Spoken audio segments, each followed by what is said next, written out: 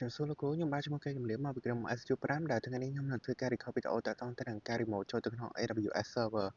អញ្ចឹងសម្រាប់ការ remote ចូលទៅក្នុង AWS server ចំណុចសំខាន់ដែលយើងត្រូវ set up មុនគេគឺតាក់ទងទៅនឹង instance បន្ទាប់ពី set up instance ហើយយើងធ្វើការ download នៅ PEM file ដែលជា file សម្រាប់អាចឲ្យយើង access ចូលទៅក្នុង server របស់យើងបានអញ្ចឹងដោយសារតែខ្ញុំបាន download ហើយអញ្ចឹង step បន្ទាប់គឺយើងធ្វើការ change permission សម្រាប់ PEM file របស់យើងអញ្ចឹងយើងអាច copy command នេះបន្ទាប់ពីយើង change permission ហើយយើងអាច remote ចូលទៅក្នុង server របស់យើងបានហើយ